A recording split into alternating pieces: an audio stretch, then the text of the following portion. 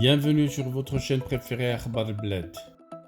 Après les propos de Macron sur le système politico-militaire algérien, l'Algérie rappelle son ambassadeur à Paris. Et après, lors d'un échange jeudi 30 septembre avec des jeunes sur la guerre d'Algérie, le président français Emmanuel Macron avait estimé que le pays s'était construit depuis son indépendance sur une rente mémorielle entretenue par le système politico-militaire.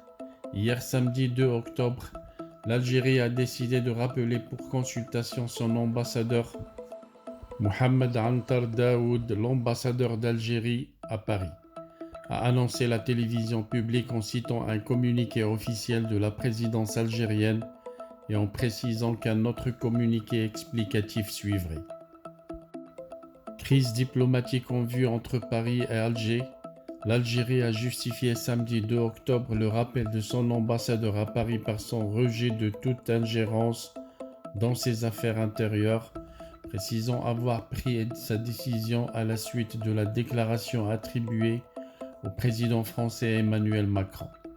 À la suite des propos non démentis que plusieurs sources françaises ont attribués nommément au président de la République française, l'Algérie exprime son rejet catégorique de l'ingérence inadmissible dans ses affaires intérieures que constituent les dits propos. A réagi la présidence algérienne, évoquant une situation particulièrement inadmissible engendrée par des propos irresponsables. Dans son communiqué, la présidence algérienne affirme avoir décidé le rappel immédiat pour consultation de son ambassadeur à Paris, Mohamed Antar Daoud, avant même qu'Alger diffuse un deuxième communiqué expliquant sa courte annonce initiale via la télévision publique. Les médias algériens reprenaient largement un article du journal français Le Monde dans lequel Emmanuel Macron, recevant une vingtaine de jeunes dont les parents ou grands-parents étaient des anciens combattants de la guerre d'Algérie entre 1954 et 1962, des harkis paramilitaires au service de la France ou des rapatriés, estime qu'après son indépendance en 1962, l'Algérie s'est construite sur une rente mémorielle entretenue par le système politico-militaire. En réponse à une jeune fille qui a grandi à Alger, le président français a confié ne pas penser qu'il y ait une haine contre la France de la société algérienne dans ses profondeurs, mais du système politico-militaire qui s'est construit sur cette rente mémorielle. Selon Emmanuel Macron, on voit que le système algérien est fatigué.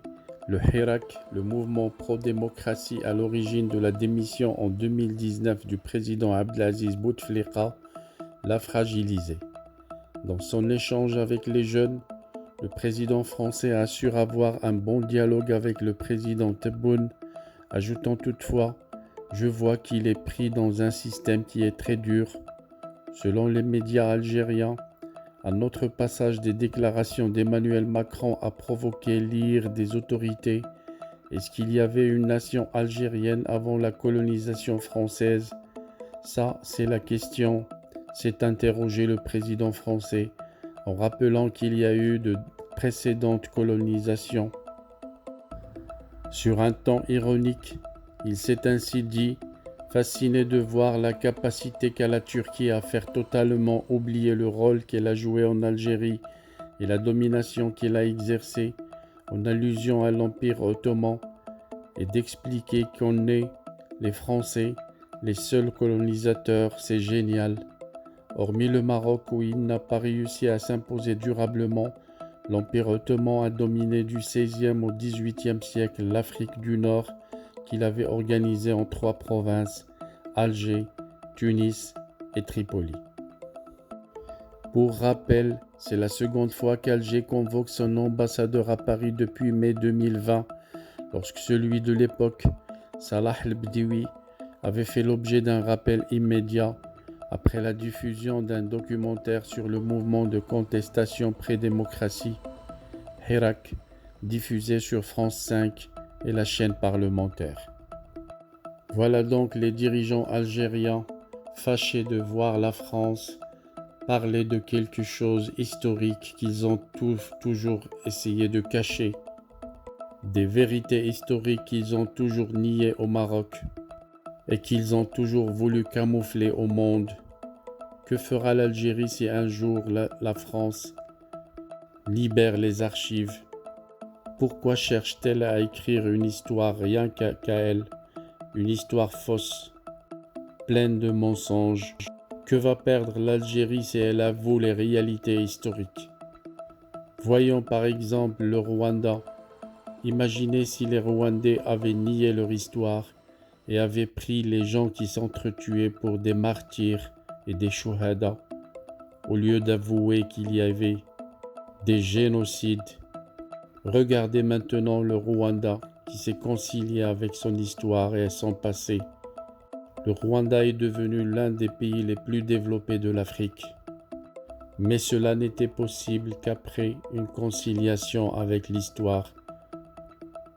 L'Algérie a intérêt à avouer les 4 vérités de l'histoire et de commencer à construire une nation, une vraie nation, au lieu de continuer à essayer de falsifier l'histoire et à mentir au monde entier et raconter des mensonges que tout le monde connaît, y compris la France qui est derrière la création de l'État de l'Algérie.